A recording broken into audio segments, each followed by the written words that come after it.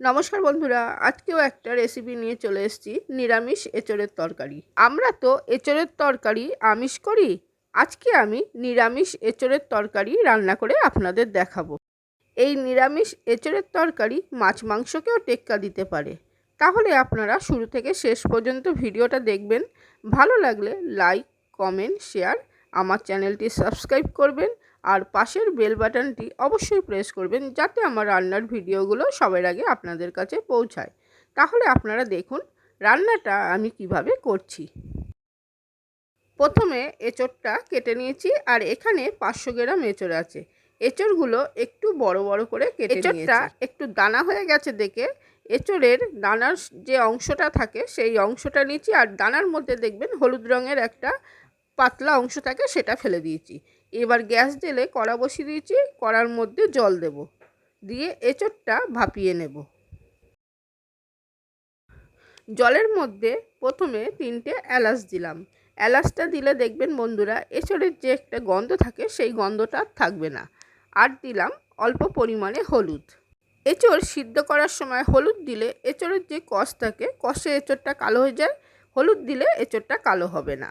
আর দিয়ে দিলাম অল্প পরিমাণে নুন। এবার এঁচোড়গুলো সব জলের মধ্যে দিয়ে দিলাম। এখন তো এঁচোড়ের সিজন প্রায় শেষ, এবার পাকার সময়, তাই এঁচোড়ের দানাগুলো একটু বড় হয়ে গেছে, কিন্তু এঁচোড়ের দানাগুলো খেতে ভালোই লাগে, এঁচোড়ের দানাগুলো ফেলবেন না। এবার দেখব এঁচোড়টা সিদ্ধ হয়ে গেছে নাকি। এঁচোড়টা সিদ্ধ হয়ে গেছে, নামিয়ে নেব। এঁচোড়টা এখন 70% সিদ্ধ করেছি, পরে যখন রান্নাটা করব তখন 30% সিদ্ধ করে নেব।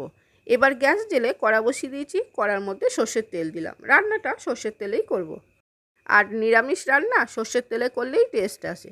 তেলটা গরম হয়ে গেছে, ডুমো ডুমো করে আলু কেটে রেখেছি, আলুগুলো ভেজে নেব। সব আলুগুলো দিয়ে দিয়েছি। এবার আলুটা একটু নেড়ে চেড়ে দিলাম। আলুর মধ্যে অল্প পরিমাণে হলুদ দেব। হলুদ দিয়ে আলুটা ভাজলে আলুগুলো দেখতে সুন্দর লাগে। আলুটা যতক্ষণ না লাল লাল করে ভাজা হচ্ছে আমি ভাজতে থাকবো।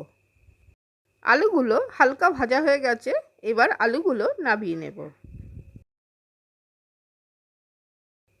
আলুগুলো সব নামিয়ে নিয়েছি। এবার একই তেলে গোটা গরম মশলা ফোড়ন দিলাম, একটা তেজপাতা, 2টো শুকনো লঙ্কা আর একটু সাদা জিরা। ফোড়নটা একটু নেড়ে চেড়ে ভেজে নেব।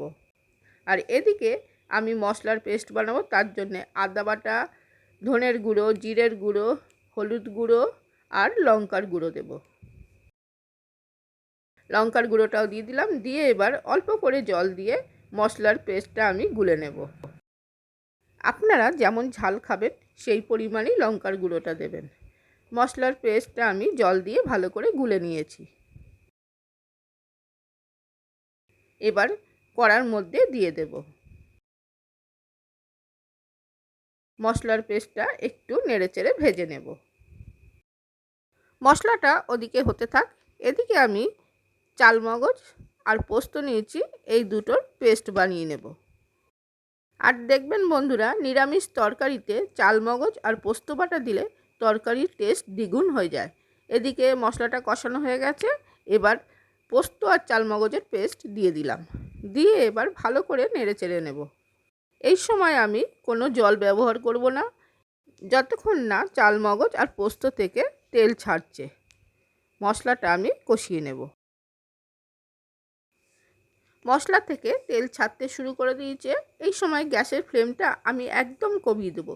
এখানে 100 গ্রাম দই নিয়েছি, দইটা আমি ভালো করে ফেটিয়ে রেখেছি। এবার দইটা দিয়ে দেব। যে কোনো তরকারিতে যখনই আপনারা দই দেবেন গ্যাসের ফ্লেমটা একদম লো করে দেবেন, না হলে দইটা ছানা কেটে যাবে। এবার দইটা মশলার সঙ্গে ভালো করে মিশিয়ে নিচ্ছি। দইটা দেওয়ার পর মশলাটা অনবরত আমি নাড়তে থাকবো। দেখুন বন্ধুরা মশলা থেকে তেল ছাড়তে শুরু করে দিয়েছে। মশলা থেকে পুরোপুরি তেল ছেড়ে দিয়েছে, মশলাটা কষানো হয়ে গেছে।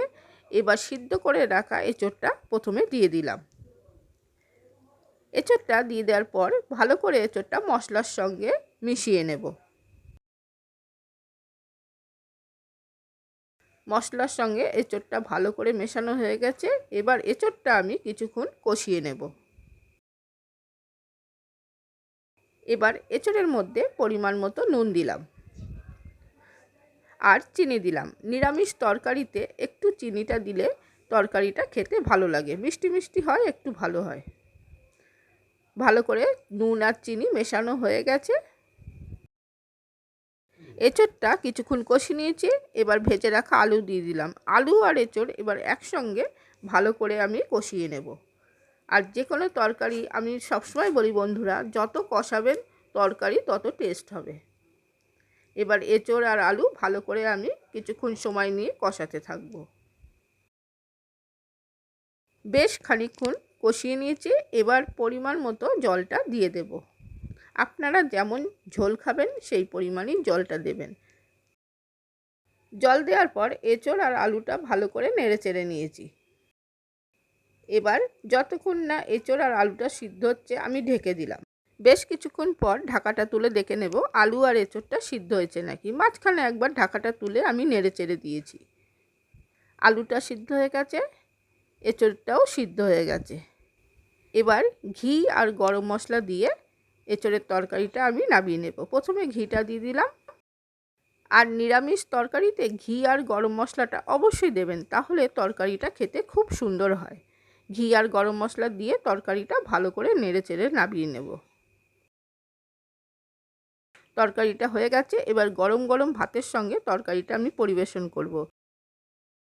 আশা করি আজকের রেসিপিটা আপনাদের খুব ভালো লেগেছে। ভালো লাগলে একবার হলেও বাড়িতে বানাবেন। বানিয়ে কেমন লাগলো আমাকে কমেন্ট করে জানাবেন। বন্ধুদের সঙ্গে শেয়ার করবেন। আর নিত্য নতুন রেসিপি পাওয়ার জন্য আমার চ্যানেলটা অবশ্যই সাবস্ক্রাইব করবেন। আজকে তাহলে আসি, আবার নতুন রেসিপি নিয়ে আসবো। নমস্কার বন্ধুরা।